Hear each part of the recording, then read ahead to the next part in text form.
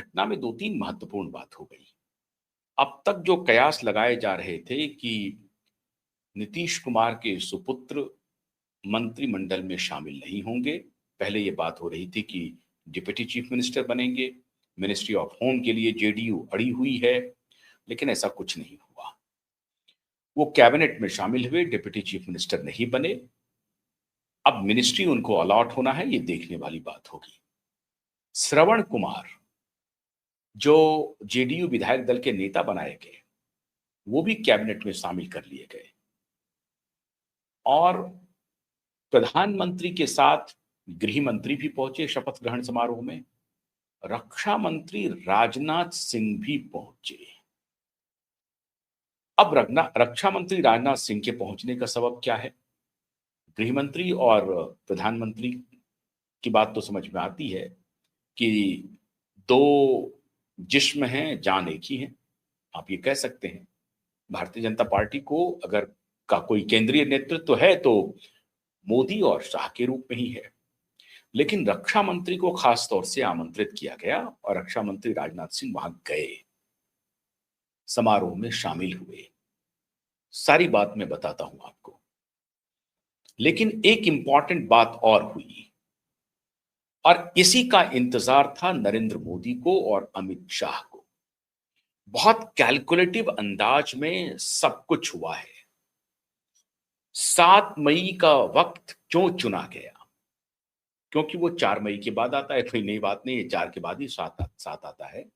लेकिन वक्त क्यों चुना गया 7 मई का कैबिनेट एक्सपेंशन का?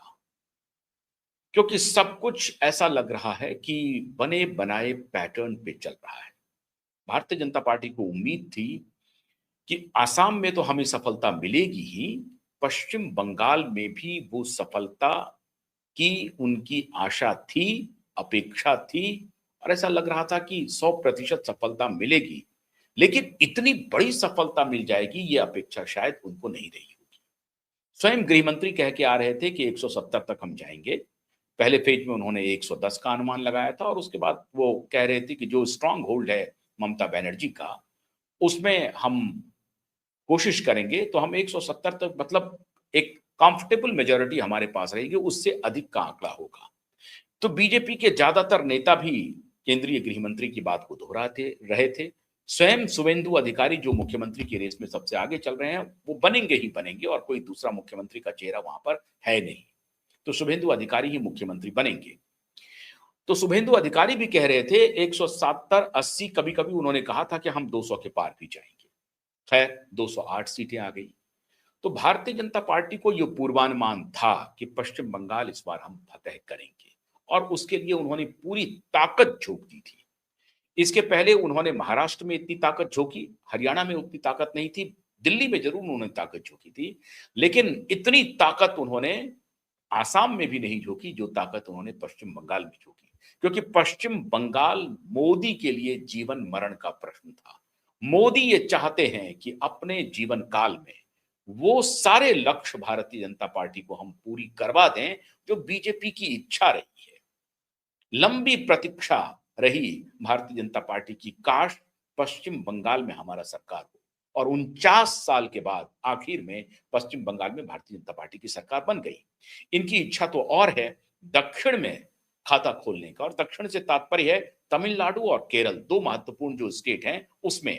कर्नाटक में तो वो खाता खोल चुके हैं, आंध्र में भी अच्छी खासी पहुंच है, तेलंगाना में भी पहुंच है, लेकिन तमिलनाडु में वो पैर नहीं जमा पा रहे हैं और केरलम में वो भी पैर नहीं जमा पा रहे हैं। तो इनकी इच्छा है कि केरलम और तमिलनाडु में भी ये अपनी पैर को अंगद के पैर की तरह जमाएं और अगली बार जब चुनाव हो तो इतनी लंबी जो संघर्ष यात्रा है भारतीय जनता पार्टी की, जो पश्चिम बंगाल में उन्होंने 49 साल के बाद पूरी की है, तो मुमकिन है कि 50 55 60 साल के बाद तमिलनाडु में भी पूरी हो जाए और केरलम में भी हो जाए। अगर आप बीजेपी के किसी भी नेता से पूछेंगे कि आपके ख्याल से आपका जो सबसे बड़ा सपना है वो क्या होता, एक तो पश्चिम बंगाल में भारतीय जनता पार्टी की सरकार और दूसरा सपना केरलम में भी भारतीय जनता पार्टी की सरकार, और ये दोनों राज्य वामपंथियों के गढ़ रहे हैं और दोनों राज्य से अब लगभग वामपंथी धीरे धीरे खत्म होते जा रहे हैं। एक जो आशा की किरण थी केरलम में, वो भी खत्म हो गया इस बार। और हालांकि विजय कांग्रेस लेड गवर्नमेंट को मिली है, कांग्रेस लेड दल को मिली है, लेकिन बीजेपी को नहीं मिली। लेकिन उनकी आशा है कि अगली बार हम फाइट में आ जाएंगे और रिप्लेस कर देंगे वाम दल को। आगे कांग्रेस लेड फ्रंट होगा और पीछ दूसरे अपोजिशन में भारतीय जनता पार्टी होगी। वही इनकी कोशिश है तमिलनाडु में भी करने की। खैर, ये विषय है, मैं इसलिए आपको रेफरेंस दे रहा हूं, तब शायद आप बिहार की राजनीति को ठीक से समझ पाएंगे कि क्यों 7 मई का वक्त चुना गया और क्यों ये रोड शो किया गया और क्यों राजनाथ सिंह को खास तौर से बुलाया गया और क्यों और कैसे निशांत कुमार सम्राट मंत्रिमंडल में शामिल किए गए। कौन था वो जिन्होंने नीतीश कुमार को कन्विंस किया कि अच्छा रहेगा निशांत सम्राट की कैबिनेट में शामिल हो जाए। उस वक्त जब डिप्टी चीफ मिनिस्टर बनाने की बात हो रही थी तो थोड़ी बहुत रिगर थी, मतलब परेशानी थी। भारतीय जनता पार्टी भी नहीं चाहती थी, हालांकि चाहने का सवाल नहीं था। अगर नीतीश बाबू कहते कि निशांत डिप्टी चीफ मिनिस्टर बनेगा तो भारतीय जनता पार्टी नकारने की स्थिति में तब नहीं थी। आज की स्थिति बीजेपी की बदली हुई है और यही संकेत भारतीय जनता पार्टी बिहार की जनता को देना चाह रही है कि अब आप हमारे साथ आइए। हम पूरे देश में भगवा मय कर चुके हैं, गंगोत्री से गंगा सागर तक हम भगवा लहरा चुके हैं। आप भी हमारे साथ आइए, भले ही पार्टनर के साथ आइए, लेकिन हमें आप मजबूत विकल्प के रूप में चुनना शुरू कर दीजिए।